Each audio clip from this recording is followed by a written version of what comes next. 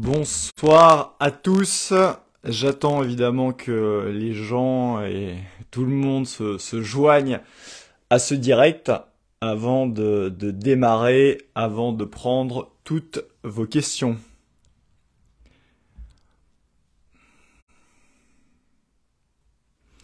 Alors, je vois que ça arrive. Hop. On laisse quelques minutes le temps que tout le monde se connecte. N'hésitez pas, ceux qui sont déjà là, évidemment, à poser vos questions. L'idée du direct étant de prendre un maximum de vos questions. Donc voilà, allez-y. N'hésitez pas et ça va démarrer. L'actualité est extrêmement riche. Vous l'avez vu et j'en parle depuis des semaines, voire des mois, de tout ce qui se passe actuellement. On pourra prendre évidemment d'autres questions plus politiques, mais en ce qui concerne l'actualité, il y a tout ce qu'on vit à l'heure actuelle qui est quelque part complètement irrationnel, complètement délirant au niveau de la crise énergétique. On aura certainement l'occasion d'y revenir. Au niveau de la crise économique, qui est en partie liée, la crise économique et la crise d'inflation, et bien sûr, peut-être, et ça on entend moins parler pour le moment, de la crise financière qui va certainement découler de tout cela, et notamment une potentielle crise de l'euro, dont je parle déjà depuis 2020. J'avais écrit et coécrit un article avec Alexandra Phillips, qui était à l'époque député européen du Brexit Party, où j'expliquais en réalité que la crise du Covid, et donc la crise d'inflation qui allait en découler, pouvait potentiellement amener à une explosion de la zone euro, et donc on est en plein là-dedans, et vous voyez que la crise inflationniste est bien là. Je vois, et je vais prendre d'autres questions, je vois une première question qui arrive, sur le 49.3, est-ce que c'est un déni de démocratie? Alors, évidemment, le 49.3, vous le savez, hier, on était au 9e article 49 alinéa 3 utilisé par le gouvernement. Alors, déni démocratique, évidemment, oui, parce que on sait très bien que le gouvernement fait ce 49.3 parce qu'il est ultra minoritaire. Et il y a un gros problème démocratique que ce gouvernement, en fait, impose ses choix minoritaires, sa ligne minoritaire à l'ensemble du pays. Mais j'ai envie de vous dire, le 49.3 fait partie de nos institutions. Ce 49.3 est là, et le gouvernement, légalement, constitutionnellement, a le droit de l'utiliser. Maintenant, il y a d'autres outils qui existent, et notamment il y a celui de la motion de censure. Et là, j'ai envie de pointer du doigt la responsabilité, on dit de l'opposition, mais j'ai plutôt envie de dire des oppositions, parce qu'en réponse, en fait, à cette une sorte de brutalité démocratique qu'exerce Elisabeth Borne et son gouvernement, mais en réalité Emmanuel Macron, eh bien en réponse à cela, les oppositions ont l'outil de la motion de censure pour faire tomber le gouvernement. Et le problème qu'il y a, alors il y a des problèmes qui sont différents. Vous avez la NUPES qui a une sorte de sectarisme qui ne veut pas voter les motions de censure du Rassemblement National. Le Rassemblement National a déjà voté une motion de censure de la NUPES, et en fait, quand vous avez la NUPES plus le Rassemblement National qui vote une motion de censure, on est très très proche pour que cette motion de censure passe.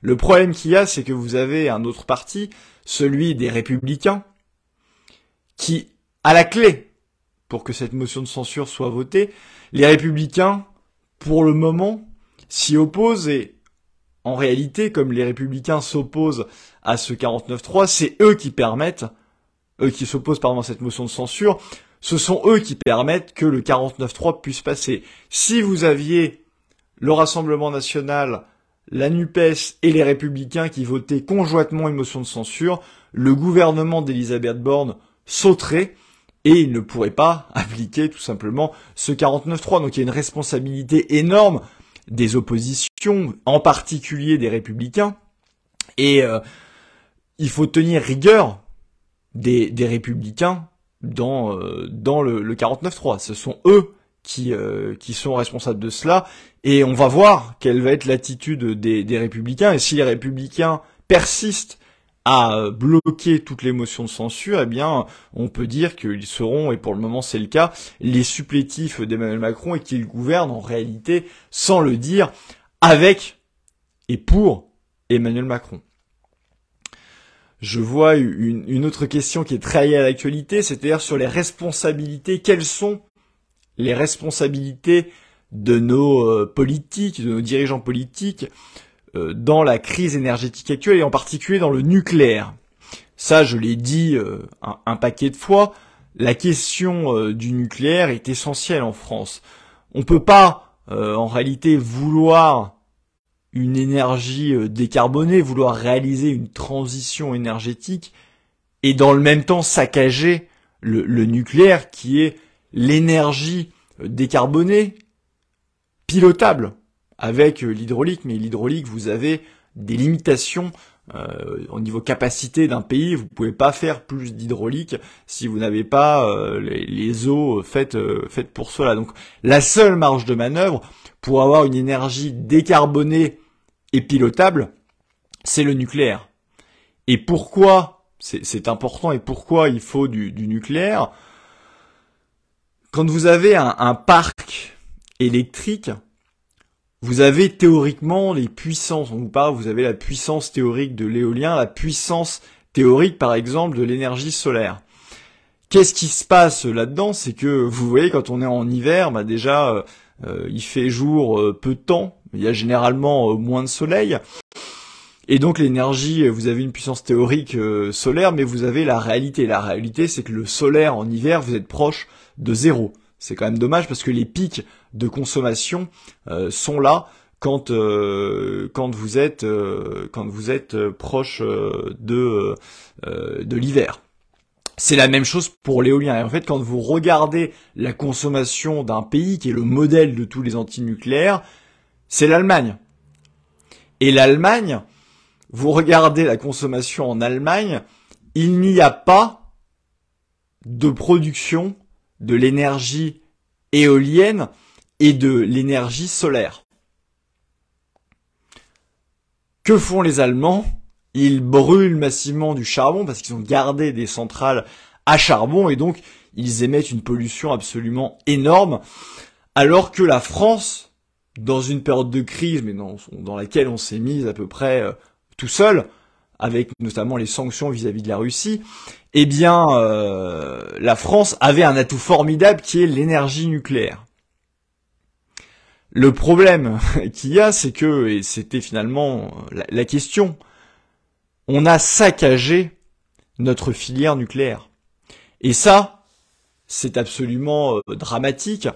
C'est dramatique et il y a beaucoup de responsables là-dedans. Il y a évidemment Europe Écologie Les Verts qui ont toujours été anti-nucléaires et qui ont fait même dans le cadre des accords gouvernementaux qu'ils ont pu faire notamment avec le Parti Socialiste, eh bien ils ont toujours mis en avant le fait qu'il fallait justement se passer du nucléaire, qu'il fallait sortir du nucléaire. C'était notamment le cas en 1997, vous savez, il y avait les projets Super Phénix de réacteurs de nouvelle génération. C'est à cause des Verts, mais main dans la main avec le Parti Socialiste qui a accepté, qu'ils ont arrêté ces réacteurs de dernière génération.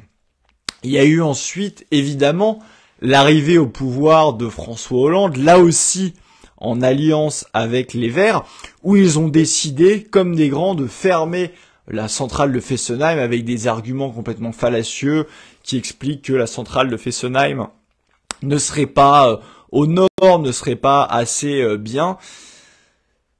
La réalité, c'est que tous les experts le disent, la centrale de Fessenheim pouvait encore continuer à produire de l'énergie nucléaire pendant des années sans le moindre risque, et c'est également l'autorité de sûreté du nucléaire qui le disait. Et donc ils ont fait cette erreur, mais ça a été confirmé, ce qu'on oublie souvent, confirmé par Emmanuel Macron, qui a une responsabilité écrasante. Il a non seulement confirmé la fermeture de Fessenheim, mais ils avaient prévu de fermer tout un tas de réacteurs nucléaires en plus de Fessenheim. Et donc, qu'est-ce qui se passe quand vous prévoyez de fermer des réacteurs nucléaires additionnels? Le message qui est envoyé aux producteurs, donc à EDF, c'est de dire arrêtez d'embaucher, ça ne sert à rien.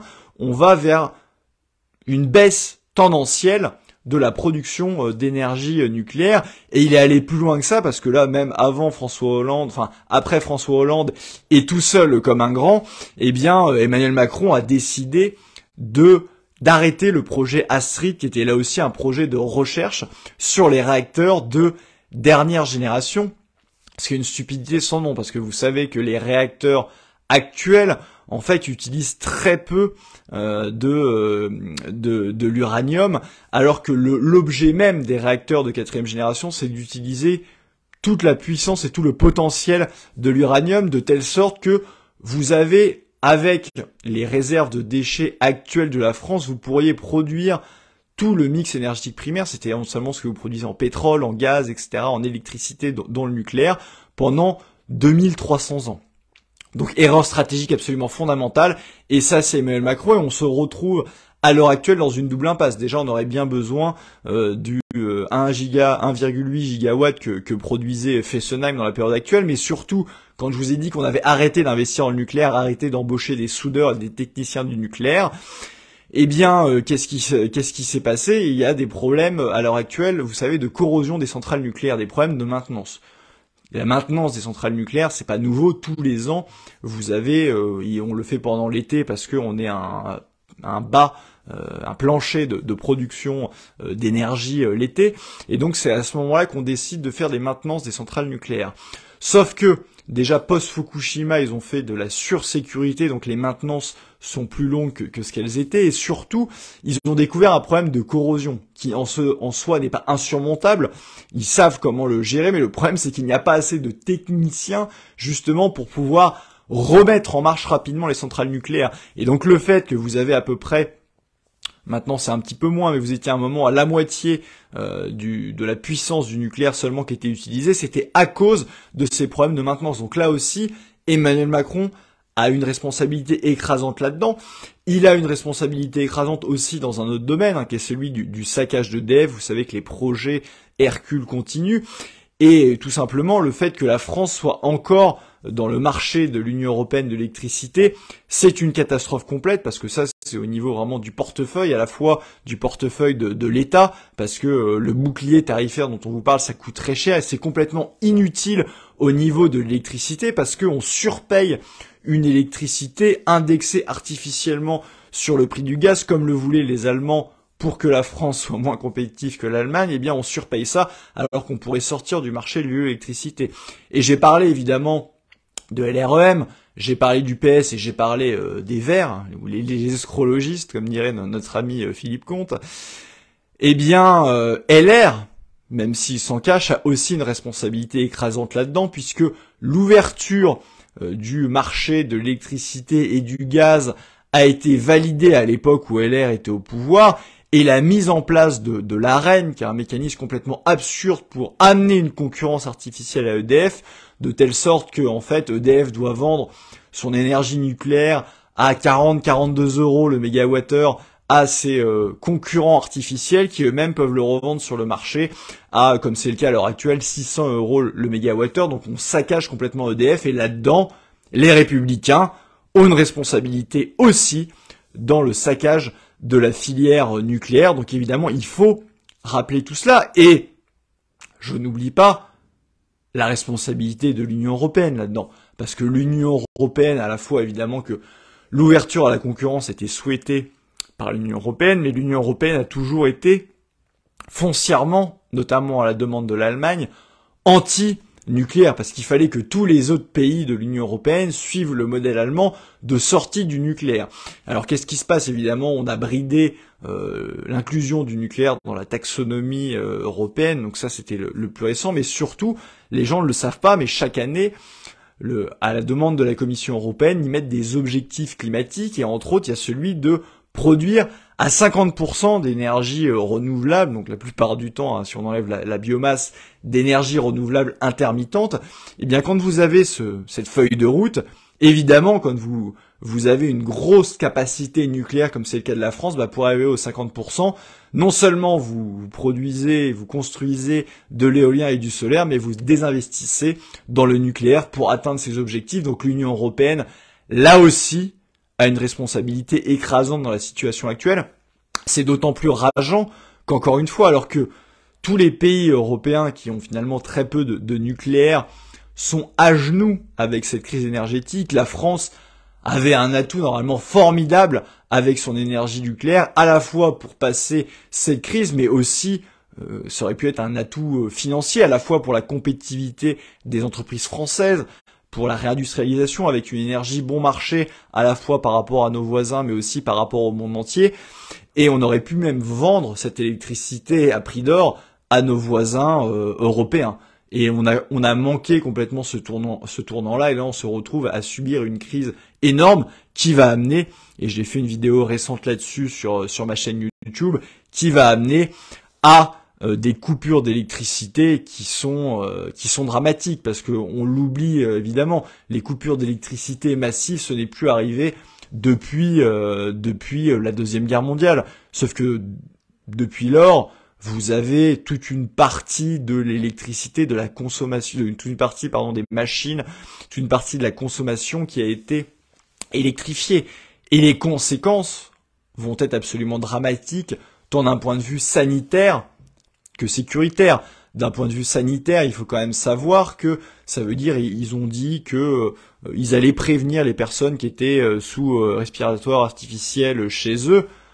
Mais bon, il peut y avoir des loupés. Ces personnes-là, quand ça va être coupé, 2 heures, ces personnes-là peuvent mourir si elles n'ont pas pris leur disposition.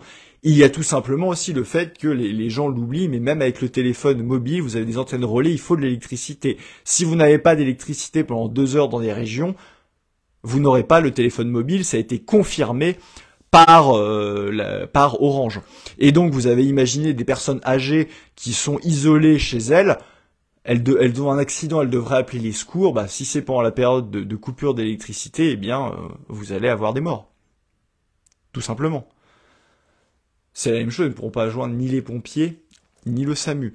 D'un point de vue sécuritaire, là aussi c'est dramatique, vous avez ne serait-ce que la sécurité routière, vous savez quand vous n'avez pas d'électricité, eh bien les feux de circulation ne fonctionnent pas, et vous avez aussi toute la problématique parce que vous ne pouvez pas appeler la police s'il y a une coupure d'électricité pendant 2 heures dans votre région. Et il y a aussi tout un tas d'alarmes, notamment pour prévenir les sécurités ou la force de l'ordre qui sont reliées là aussi à l'électricité, eh bien si vous n'avez pas d'électricité, ces alarmes ne fonctionneront pas.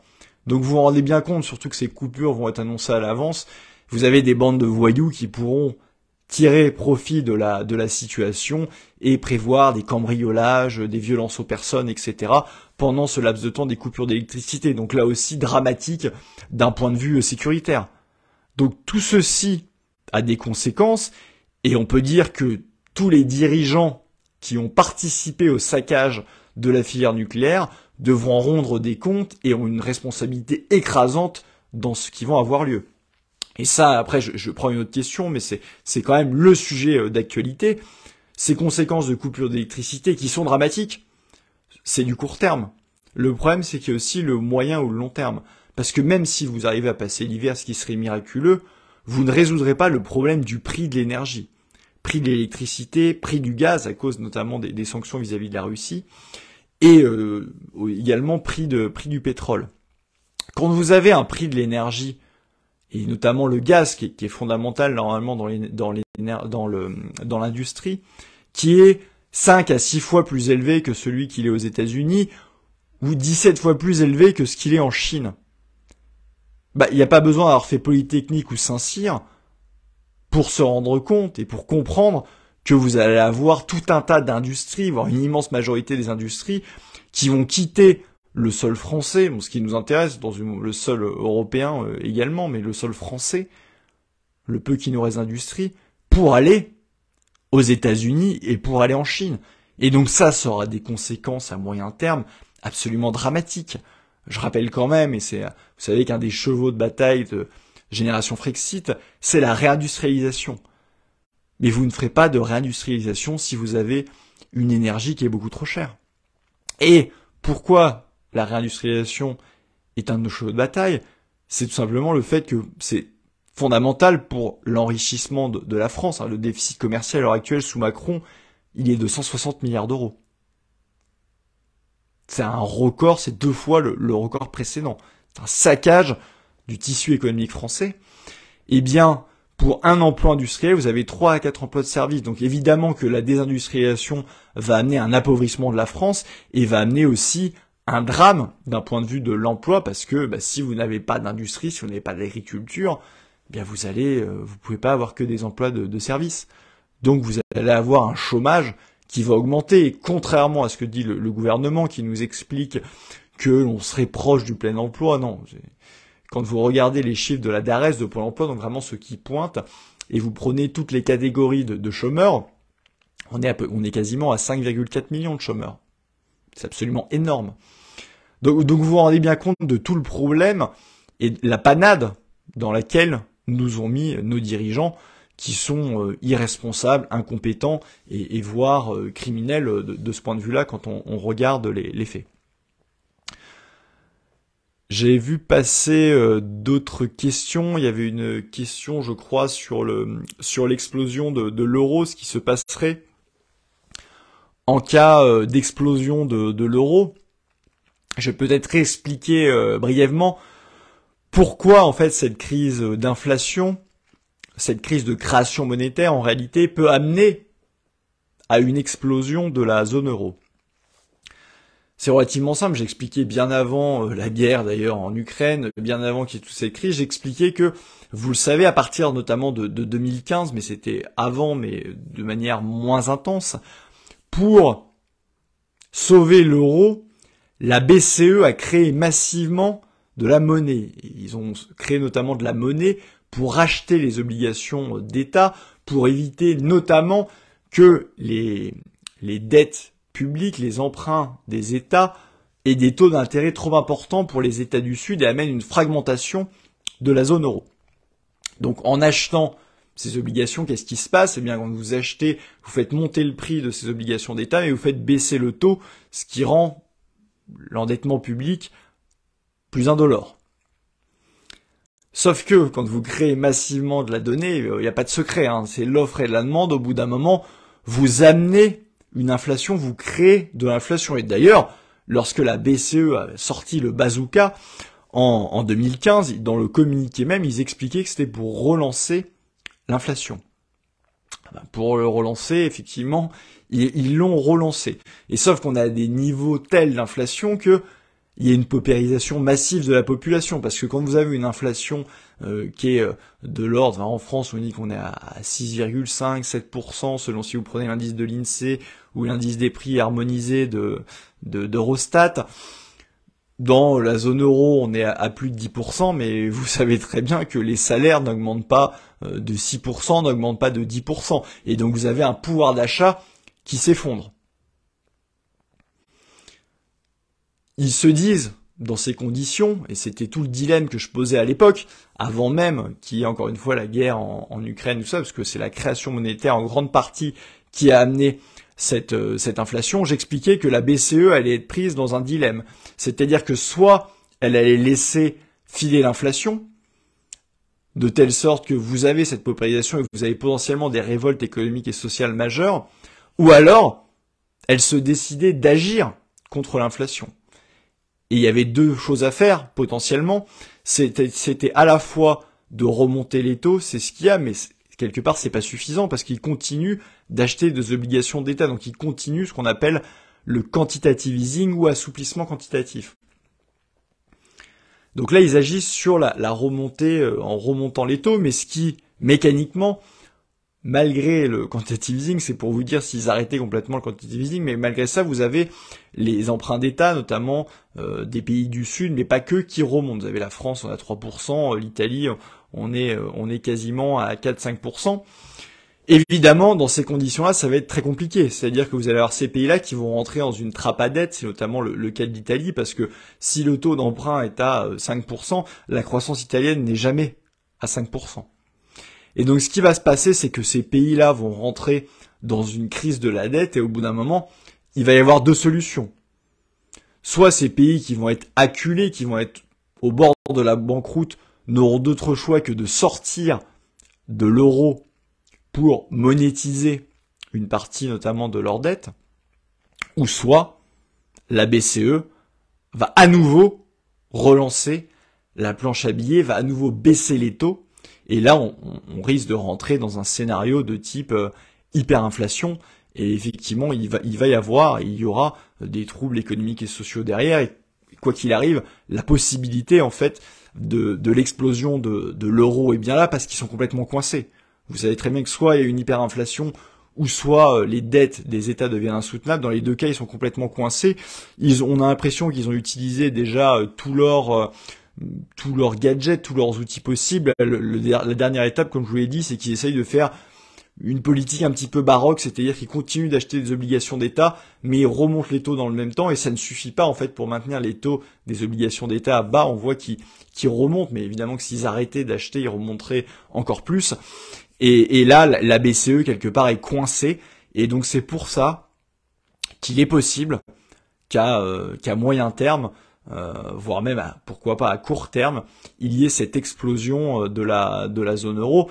Et la politique qui consiste, d'ailleurs, parce qu'ils continuent le quantitative easing, mais ils le font de manière disproportionnée. Parce qu'avant, dans les règles et dans ce qui avait été admis par les pays quand ils ont fait ce quantitative easing, c'était d'acheter des obligations d'État des différents pays au prorata du capital de la BCE pour avoir une sorte d'équilibre. Là, ce qui se passe et ce qu'ils ont fait, c'est qu'ils remontent les taux, mais ils arrêtent d'acheter des obligations allemandes voire françaises pour se concentrer sur les obligations des pays du Sud pour ne pas qu'elles montent trop. Et ça va poser ne serait-ce qu'un problème au bout d'un moment juridique parce que ça viole les traités. C'est parce que pour respecter juridiquement les traités, il faudrait qu'à un moment donné, ils rééquilibrent pour arriver à ces clés de répartition qui soient proches du capital, en fait, des banques centrales nationales dans la BCE. Donc, on arrive et on est clairement dans ce chaos monétaire très bientôt pour l'euro, un euro d'ailleurs qui n'arrête pas de se déprécier, ce qui est assez inédit parce que l'euro ne faisait quasiment que se renforcer ou rester très fort pour la simple et bonne raison que vous avez grosso modo trois grandes dimensions économiques qui vont déterminer le taux de change d'une devise. Vous allez avoir le taux d'intérêt. Normalement, plus le taux d'intérêt est haut et plus ça attire des capitaux et donc plus ça renforce la valeur de la monnaie.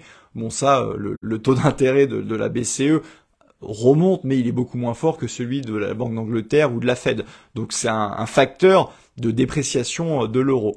Le deuxième élément qu'il y a normalement, c'est de l'inflation. Plus l'inflation est forte et plus votre monnaie quelque part se déprécie. Et donc là, c'est une relation inverse. Si vous avez une inflation qui est très faible, vous allez avoir tendance à avoir une monnaie qui s'apprécie. Et le troisième facteur, c'est la balance commerciale. Parce que quand vous avez une balance commerciale qui est excédentaire, ça veut dire que vous avez des pays tiers qui vont acheter votre devise pour acheter vos produits.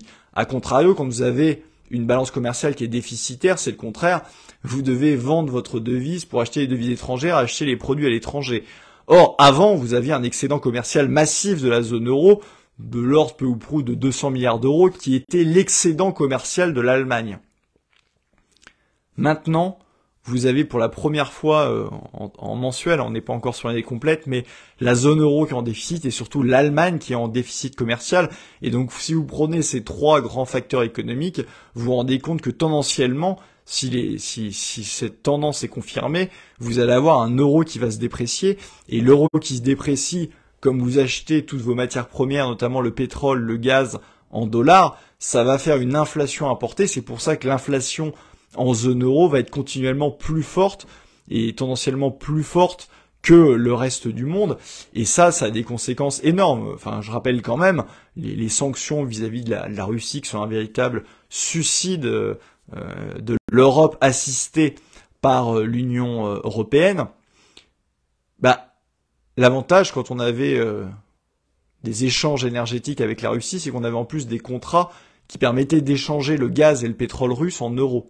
Maintenant, on achète tout sur les marchés internationaux en dollars, et donc là, on paye doublement la dépréciation de l'euro par rapport au dollar, avec de l'inflation apportée des matières premières, sans compter d'ailleurs l'hypocrisie totale qu'il y a dans ces sanctions-là, parce que vous le savez peut-être, mais on achète du pétrole russe ou du gaz russe, pas directement par pipeline, mais qui arrive liquéfié par bateau, qui passe par l'Inde et la Chine, qui en plus de ce problème de taux de change, eux vont se prendre une marge et le revendre 30% plus cher que le prix auquel les Russes leur ont vendu. Donc l'Europe, l'Union européenne en particulier, c'est le dindon de la farce totale dans cette histoire, et vraiment c'est très préoccupant parce que on assiste à une sorte de suicide de l'Europe qui est complètement incompréhensible et qui est criminel là aussi de la part des dirigeants qui n'ont pas de vision. On a l'impression qu'ils naviguent à vue,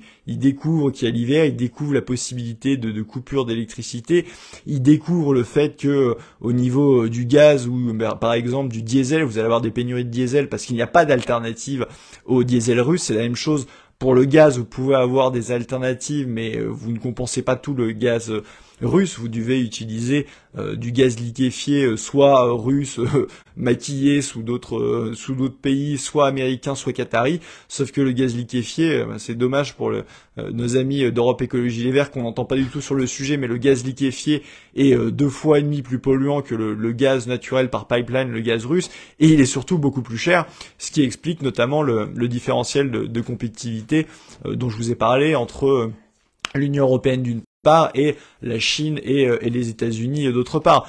Donc vous voyez bien qu'on est dans une situation absolument catastrophique, et là-dedans, évidemment, nos dirigeants ont une responsabilité écrasante. Et quand on entend derrière Emmanuel Macron, Bruno Le Maire qui vous dit qu'il faudrait faire des efforts, quand l'incompétent complet Bruno Le Maire vous expliquait qu'il allait mettre l'économie russe à genoux, malheureusement, ce sont ces incompétents qui amènent l'économie française à genoux. Alors, je vais regarder s'il y a d'autres questions. Je regarde en parallèle sur mon ordinateur. Bon, là, il y a une espèce d'annonce, ça c'est pas très intéressant. Alors, attendez, je regarde ça. C'est les commentaires, ok.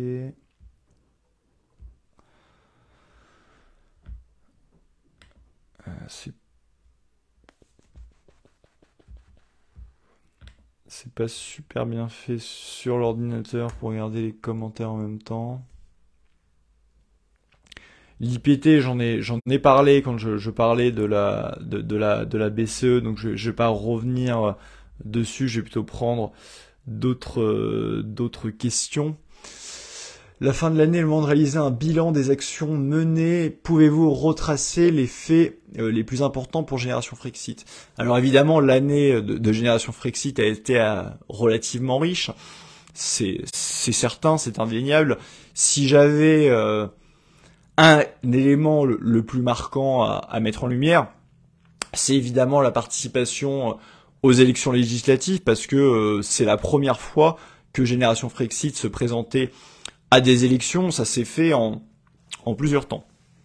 Vous savez que dès la création de Génération Frexit à l'été 2020, on avait très bien dit qu'on n'était pas un parti électoraliste, ce qui voulait dire qu'on n'allait pas se présenter quoi qu'il arrive à toutes les élections, et ça a été le cas. On s'est pas présenté par exemple aux élections régionales ou aux élections municipales, parce qu'on considérait que c'était pas notre combat et qu'on n'avait pas grand chose finalement à apporter sur ces élections-là, et surtout on ne voulait pas, et ça a toujours là aussi été un des éléments majeurs de Génération Frexit, on ne voulait pas faire de la division électorale entre les différents mouvements souverainistes.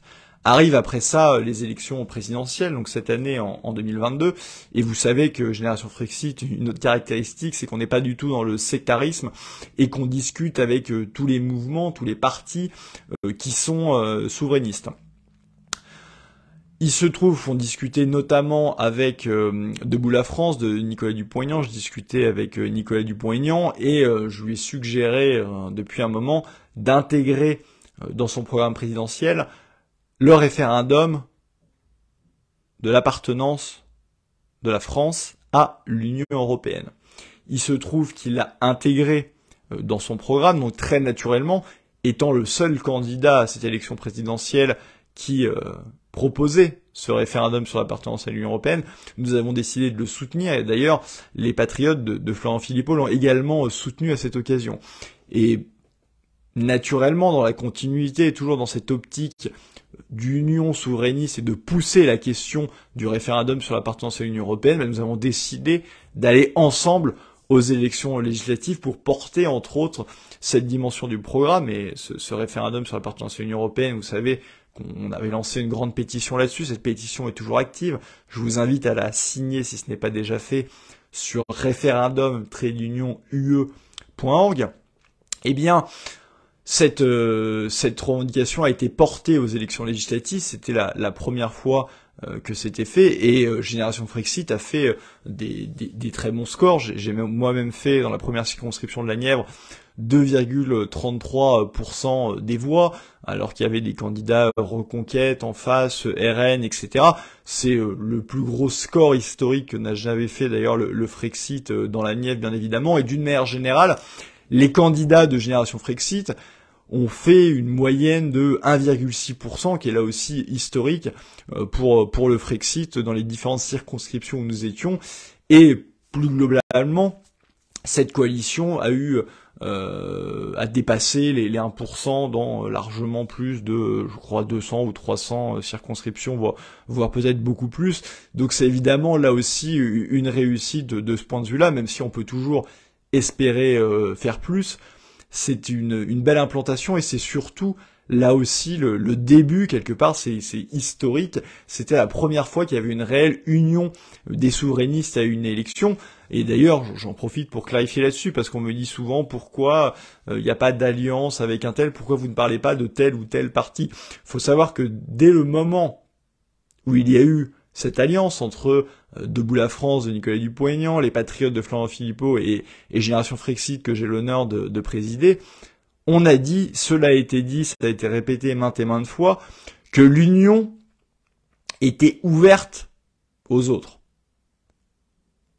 Et donc si l'union n'a pas été plus large que cela, et évidemment je le regrette et nous le regrettons collectivement, c'est parce que les autres n'ont pas voulu venir.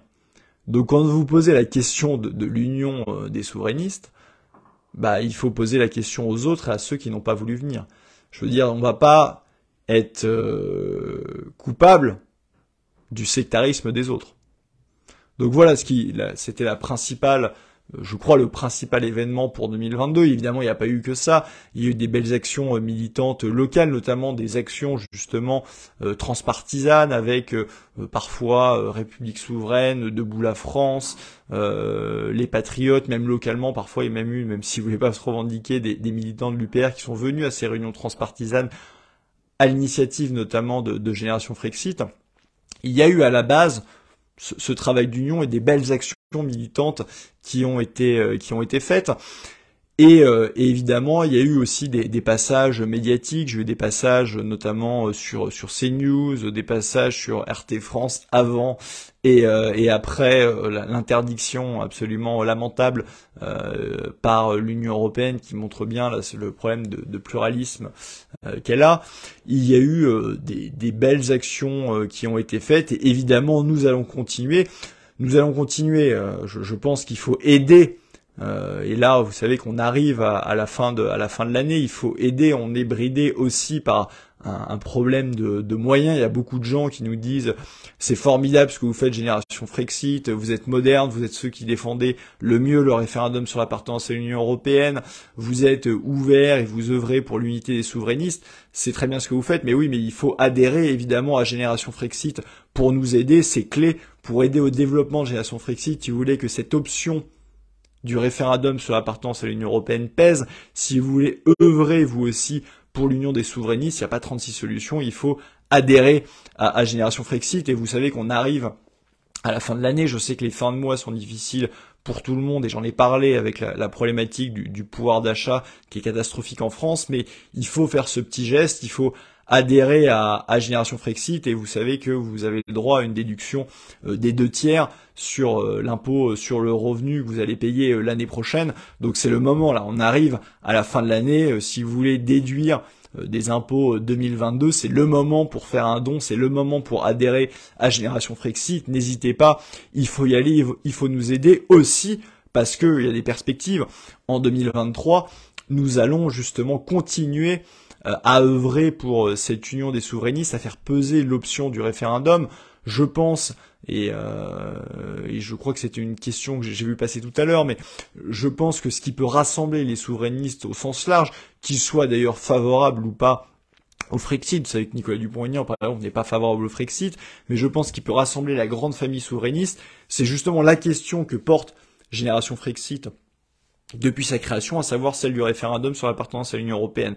Et je ne désespère pas, par le dialogue, en discutant avec les autres mouvements, qu'on arrive justement à fédérer au sens large les souverainistes, notamment sur cette question du référendum sur l'appartenance à l'Union européenne. Vous savez que je pense que même tactiquement, c'est l'option la plus habile et la plus intelligente à une élection présidentielle de porter ce référendum. Donc nous continuons à le faire, et nous allons continuer à œuvrer, là aussi, parce qu'on n'est pas là pour faire de la division, nous allons continuer à œuvrer pour qu'il y ait une union la plus large possible des souverainistes pour les prochaines élections européennes qui auront lieu en 2024. Et il faut voir aussi ce qui va se passer au niveau des législatives si jamais il devait y avoir dissolution.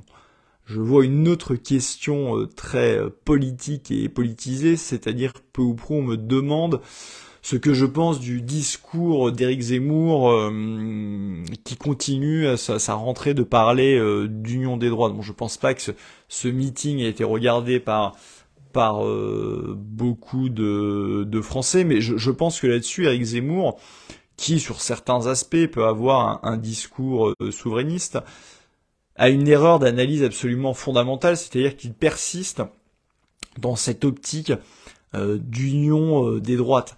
Mais l'union des droites, ça veut pas dire grand-chose, parce que vous avez une droite qui soutient Emmanuel Macron, qui est LR, et vous avez, à contrario, des gens comme Éric Zemmour ou le Rassemblement national que certains classent ni gauche ni droite, ou d'autres classent à droite ou à l'extrême droite ou droite radicale. Bon, c'est souvent des gros mots qu'on nous dit.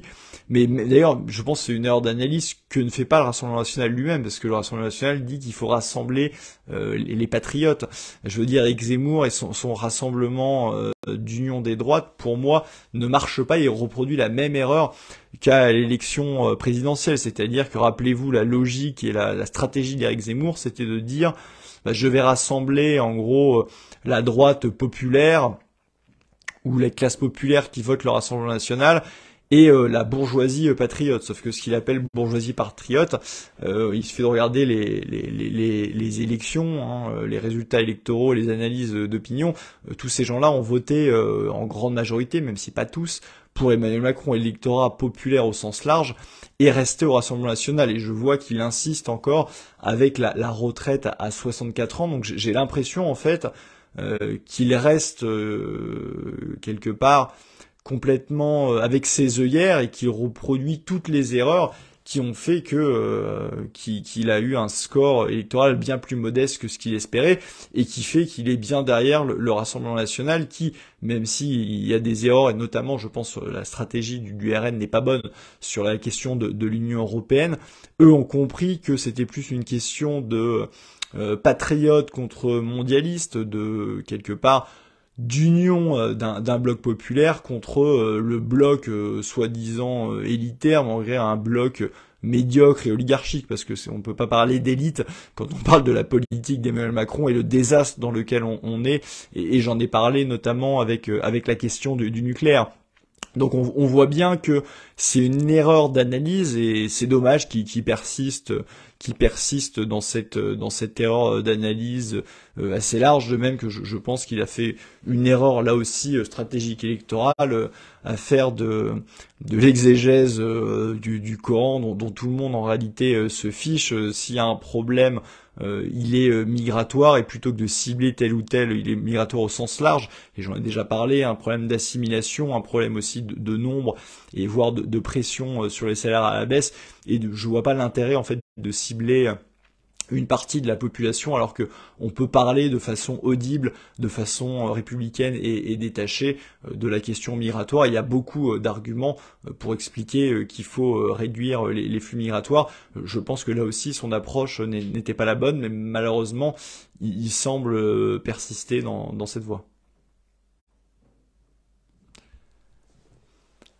Alors, je vais regarder s'il y a eu d'autres questions. En attendant, alors une question sur la réforme des retraites. Emmanuel Macron recule d'un mois pour présenter sa réforme des retraites dont personne ne veut. Que ce soit bien clair, dans un mois, dans un an, nous seront toujours et sans relâche fermement opposés. Donc c'est plus finalement une revendication qu'une question. Je suis entièrement d'accord, mais quand on parle de cette question des retraites, ça permet aussi de recontextualiser.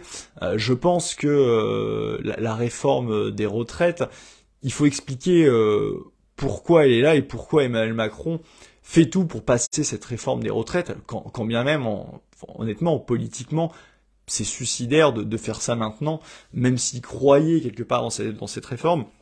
C'est absolument suicidaire politiquement de faire ça maintenant, parce que vous avez, on a parlé, crise du pouvoir d'achat, crise énergétique, et donc c'est évidemment jeter de l'huile sur le feu. Et c'est aussi, si jamais il voulait dissoudre l'Assemblée nationale, c'est vraiment se tirer une balle dans le pied que de faire cela. Mais pourquoi il le fait? Il veut le faire quoi qu'il arrive. C'est parce que c'est exigé par l'Union européenne, et c'est non seulement c'était exigé, vous le savez, depuis très longtemps par les fameuses grandes orientations des politiques européennes de l'Union européenne, mais c'est carrément gravé dans le marbre, et c'est quelque part une obligation très précise en contrepartie du plan de relance de l'Union européenne. Et ça veut dire quoi? Ça veut dire que si la première tranche de fonds du plan de relance de l'Union européenne ont été accordés sans trop d'exigences, même si il y a eu quand même eu la réforme de l'assurance chômage qui a été faite avant, donc c'était le premier gage, on sait très bien que le reste des fonds ne viendra que si la France fait cette réforme des retraites. Et c'est pour ça qu'Emmanuel Macron se précipite, parce que Bruxelles exige qu'il y ait cette réforme des retraites. Et quand on y pense, c'est là aussi d'autant plus dingue, d'autant plus traître vis-à-vis des intérêts nationaux et des intérêts de la France. C'est parce que, je veux dire, se saigner pour ce plan de relance de l'Union européenne, d'un point de vue français, c'est absolument délirant. C'est-à-dire que ce plan de relance de l'Union européenne a été fait notamment, comme d'habitude, pour sauver l'euro, mais on peut comprendre que l'Allemagne accepte de payer pour sauver l'euro, qu'il y a un système qui lui bénéficie, l'euro et le marché commun. Mais que la France paye, dans ce cadre du plan de relance de l'Union européenne, 80 milliards d'euros pour n'en recevoir que 40, donc on perd 40 milliards d'euros dans l'affaire, pour maintenir un système qui nous nuit. Et pour, en plus, ne pas avoir la libre utilisation des 40 milliards, et pour, en plus, se voir imposer les réformes de l'assurance chômage et la réforme des retraites. Donc, vous voyez bien que là, c'est complètement criminel. J'avais fait une vidéo à l'époque, que vous pouvez retrouver sur ma chaîne YouTube, où j'expliquais que la France était le pigeon de l'UE. Mais, je veux dire, même si vous expliquez les données du problème, même un demeuré ne va jamais signer un accord pareil, qui est absolument nocif pour la France.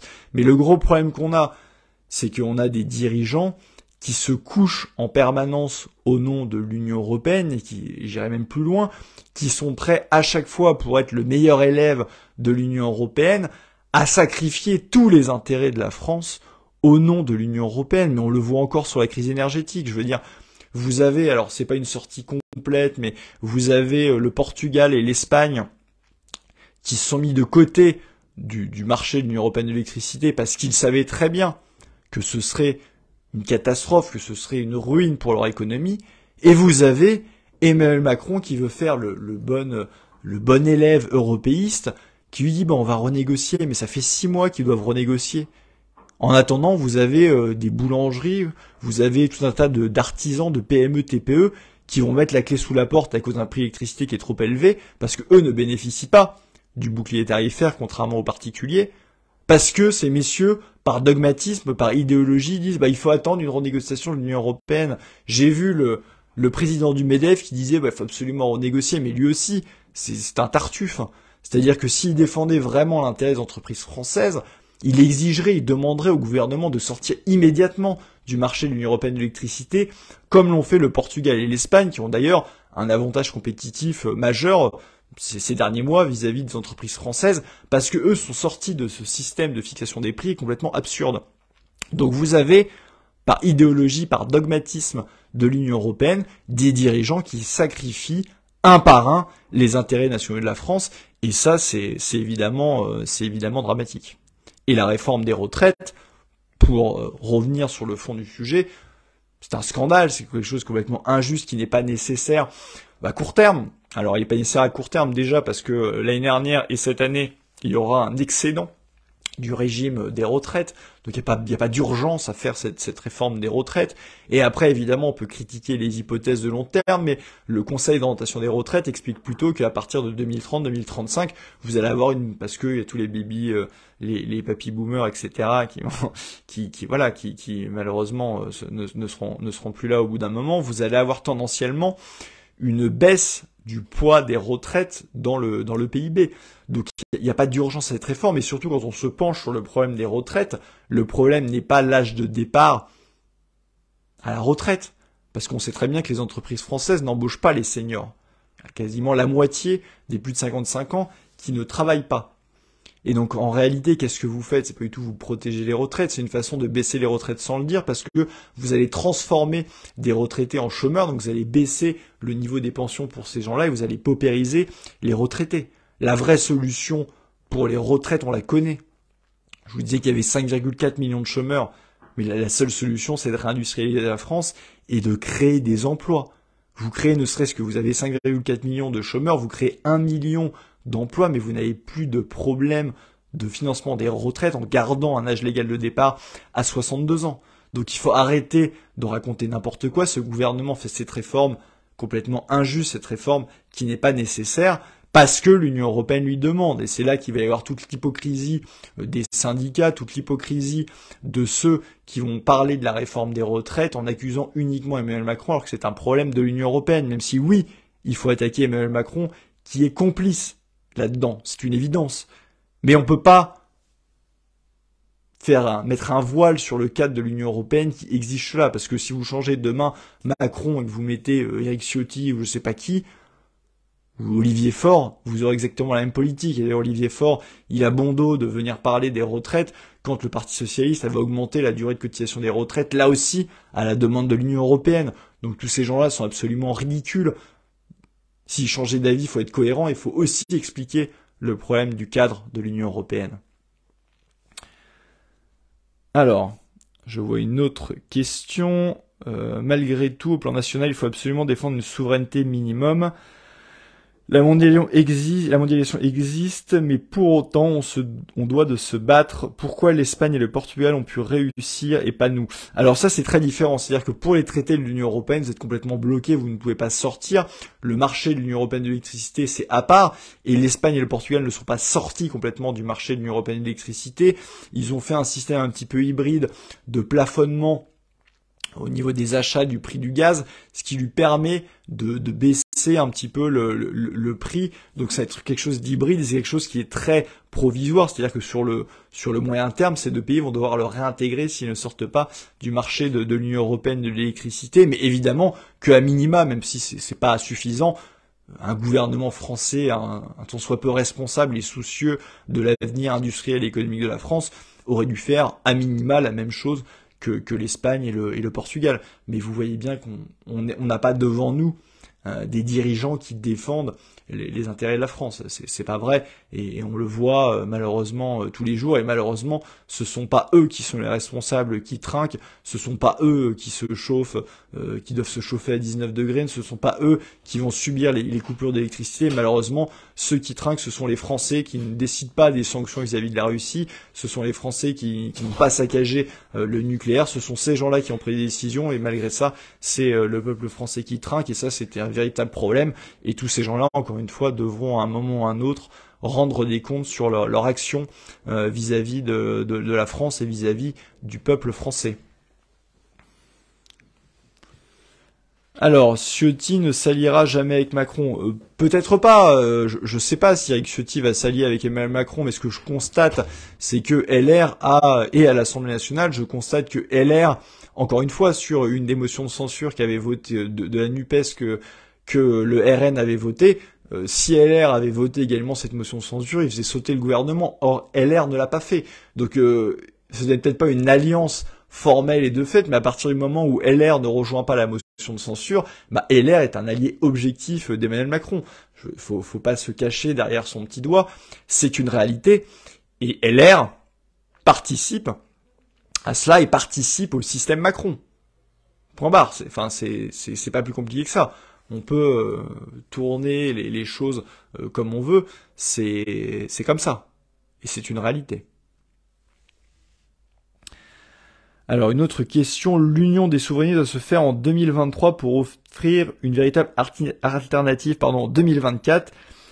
Comment y parvenir et comment GF peut être un lien entre les souverainistes? Alors on a l'avantage, Génération Frexit, on est apprécié très largement dans le camp souverainiste, que ce soit les souverainistes dits de gauche, souverainistes de droite, et on a objectivement des liens avec l'ensemble des mouvements souverainistes. Donc évidemment, nous allons essayer le panneau à l'envers, oui, parce que c'est en mode de selfie quand je fais une vidéo, ça marche convenablement.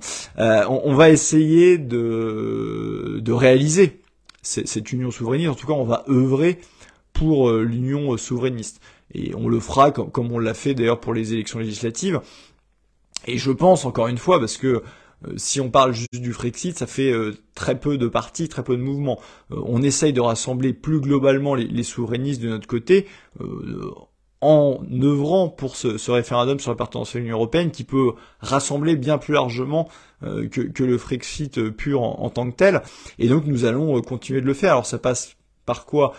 Moi j'ai des contacts avec tous les membres et présidents et autres de ces partis ou mouvements-là, et donc on va continuer de discuter, et je vais œuvrer, et Génération Frexit va œuvrer pour obtenir cette alliance, et nous allons continuer à le faire. Et évidemment c'est clé, parce que c'est pas une élection, les élections européennes, ça s'improvise pas du jour au lendemain, c'est très lourd d'un point de vue logistique, d'un point de vue aussi de financement, et donc il faut arriver, il faut des accords dès 2023, sinon c'est trop tard. Et donc nous allons continuer, c'est pour ça aussi qu'on a besoin de vous, je réitère mes appels aux dons et adhésions, c'est pour ça qu'on va œuvrer massivement en 2023 pour qu'il y ait ces alliances-là, et vous pouvez compter sur nous pour défendre l'option de l'union des souverainistes. Et donc je peux vous dire qu'on s'y attelle déjà, qu'on a déjà beaucoup de contacts, et on va évidemment redoubler d'intensité. Nous allons continuer à le faire en 2023. Alors, il y a une autre question. Bonsoir, je ne sais pas si on a déjà répondu à cette question, parce que je viens d'arriver, mais est-ce qu'on va s'attendre à une vague gigantesque de faillite en 2023 ? J'en ai parlé, quand je parlais de la crise énergétique, j'expliquais qu'il y avait le problème à court terme des coupures d'électricité, donc des morts d'un point de vue sanitaire très clairement, et je l'explique dans une autre vidéo, et également gros problème sécuritaire qui en découle, mais il y a aussi le problème de moyen terme, c'est-à-dire que même si on passe cet hiver miraculeusement sans coupure, ce dont je doute, le prix de l'énergie, le prix du gaz, le prix de l'électricité et celui du pétrole va rester relativement élevé, et l'industrie est très énergivore, notamment d'un point de vue du gaz. Quand vous avez un gaz qui est 6 à 7 fois plus cher en Europe qu'il ne l'est aux États-Unis, ou 17 fois plus cher qu'en Chine, parce qu'il y a un méga contrat entre la Chine et la Russie justement à prix très intéressant pour les Chinois. Votre industrie est plus compétitive, donc vous allez avoir des délocalisations et le prix de l'électricité, hein, on parle beaucoup des artisans, vous avez peut-être vu passer pas mal d'articles sur le problème notamment des boulangeries. Il y a certains articles alarmistes qui expliquent que 8 boulangeries sur 10 pourraient faire faillite à cause des factures d'électricité. Oui, vous allez avoir des faillites et vous allez avoir des délocalisations industrielles, et ça c'est dramatique pour l'avenir de la France, mais malheureusement, je suis désolé de le dire, mais il y en aura. Alors on est quasiment à 1 heure de direct. Je vais peut-être reprendre encore une ou deux questions. Alors il y en a une autre. Avez-vous des contacts avec l'UPR? Écoutez, là-dessus, j'ai pas de contact direct avec le président de l'UPR, mais localement, il y a des contacts, hein, je l'ai expliqué, lors des actions souverainistes transpartisanes qui ont été faites à la fois à l'initiative de Génération Frexit, parfois à l'initiative de Debout la France, ou à l'initiative des patriotes. Il y a d'autres mouvements qui sont venus, même si leurs dirigeants ne veulent pas ou préfèrent rester dans une sorte de sectarisme.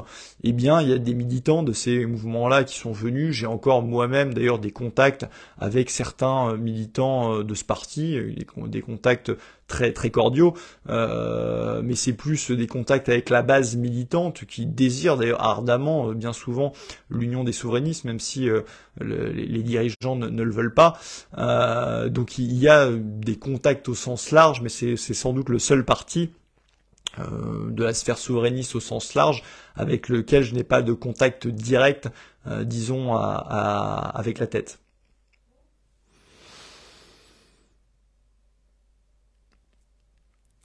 Bah moi qui suis étudiant, je vais me refler pour trouver un travail, donc là c'est plus un constat malheureux, mais factuel. C'est sûr que là, je pense que beaucoup d'entreprises ne réalisent pas encore que l'on sera en récession en 2023, et quand on est en récession, quand les perspectives de demande, parce que quand il y a une inflation énorme et que les salaires ne suivent pas, la demande baisse, quand les perspectives de demande baissent, quand la croissance va baisser, c'est sûr que un bon nombre d'emplois d'embauches vont être gelés, et d'emplois vont être détruits. Donc évidemment et malheureusement, c'est pas la période la plus facile. Disons qu'évidemment c'est très mauvais au sens large. En revanche, d'un point de vue individuel, il est toujours possible de s'en sortir, mais c'est beaucoup plus compliqué qu'à d'autres époques. Ça, malheureusement, vous avez entièrement raison. Alors peut-être la dernière question: êtes-vous pour la suppression des communautés de communes et rendre le pouvoir aux maires, et pour la réduction des députés à un seul par département, élu par les maires et obligation? Alors pour moi, les députés, je sais pas pourquoi élus par les maires. Enfin, élus par les maires, il y a les sénateurs qui sont élus par les grands électeurs. Donc je comprends pas tout le sens de la question. En revanche, réduire le nombre d'élus, pourquoi pas? Je pense qu'il y a des économies à faire. C'est une possibilité qui doit être faite. Moi, je suis pour la suppression des communautés de communes et pour la suppression des régions. Je pense que ça fera énormément d'économies sans toucher au portefeuille des Français. Donc ça, c'est des pistes qui doivent être étudiées. D'une manière générale, je pense que c'est pas un problème des fois de niveau de la dépense publique, c'est un problème de là où elle est dépensée. Et je pense qu'il y a un grand audit à faire des dépenses publiques. Hein. J'avais lu qu'il y avait quasiment un tiers des emplois, par exemple dans les hôpitaux de Paris, qui sont des emplois administratif. C'est complètement délirant alors qu'on manque d'infirmières. On a bureaucratisé tout ça. Je pense que on pourrait, à dépenses égales, voire un peu inférieures, embaucher bien plus d'infirmières, de médecins, de gens qui sont sur le terrain, plutôt que d'avoir des bureaucrates inutiles. Je vous raconte pas au niveau de la région aussi le nombre de problématiques qu'il y a, sans compter les financements à des associations bidons, voire des associations qui facilitent le passage des passeurs, et des ONG qui facilitent le travail des passeurs, comme c'est le cas du bateau Océan Viking. Vous avez entendu parler. Il faut savoir que la mairie de Paris donne une subvention, par exemple, à ça. Enfin, c'est des dépenses qui sont complètement délirantes. Donc il y a évidemment un audit à faire des dépenses publiques. Ça me paraît essentiel, ça me paraît indéniable. Ça ne veut pas dire baisser nécessairement, même si je pense qu'il y a des économies à faire. À mon avis, vu toute la gabegie qu'il y a, ça veut pas dire forcément le baisser, ça veut dire le réorienter et mieux le faire. Je pense que les professeurs sont sous-payés. Je pense qu'il y a un problème d'infirmières et de soignants à l'hôpital public. C'est la même chose pour les forces de l'ordre ou les armées.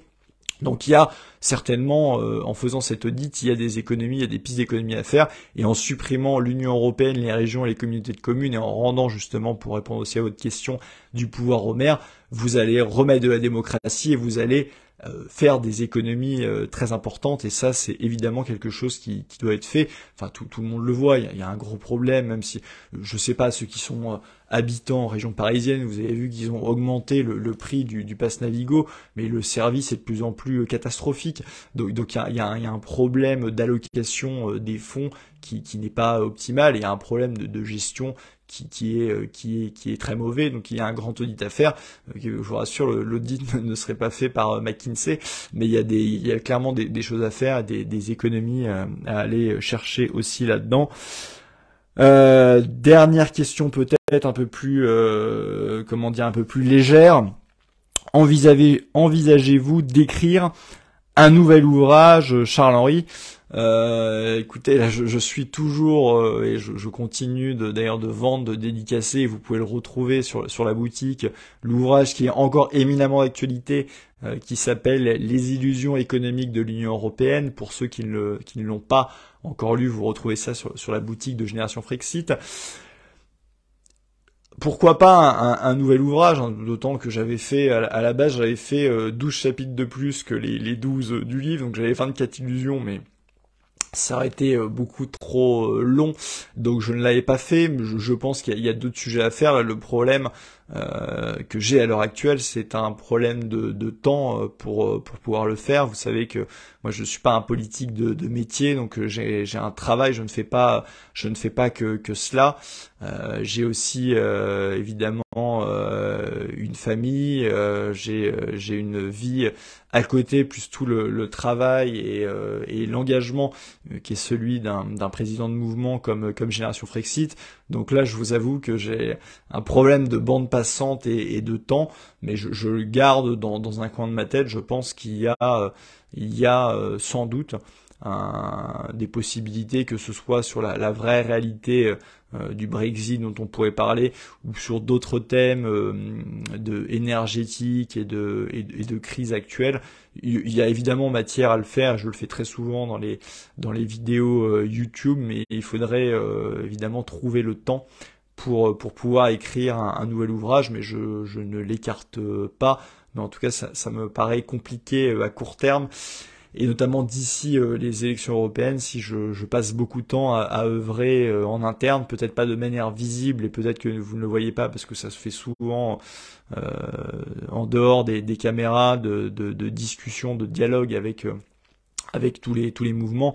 Ma priorité va plutôt être là-dessus parce que c'est urgent pour la France, mais je n'écarte pas dans le futur d'écrire un nouvel ouvrage, mais c'est seulement c'est compliqué en ce moment.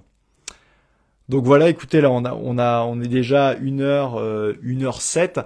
Je vous remercie tous ceux qui ont suivi ce direct, qui sera également publié sur la chaîne YouTube, ma chaîne YouTube que je vous invite à suivre, qui augmente bien, qui marche bien. Donc il faut s'abonner à cette chaîne, il faut regarder les vidéos, vous pouvez les partager autour de vous à vos amis. Vous pouvez notamment partager la dernière sur les coupures d'électricité qui feront des morts. Et je vous dis à très bientôt. Je vous dis à très bientôt, et peut-être qu'on essaiera de refaire cette direct-là. Alors peut-être, je sais pas, sur Facebook ou sur YouTube, parce qu'il faut aussi varier les supports. Mais je vous souhaite, même si je referai certainement une vidéo, je vous souhaite d'ici là de bonnes fêtes de fin d'année, évidemment de passer un bon Noël avec votre famille, avec vos proches, et d'une manière générale une très bonne fin d'année. Et encore une fois, aidez-nous, adhérez à Génération Frexit, faites un don, et je vous dis en tout cas à très bientôt. On ne lâche rien de notre côté. Merci à vous.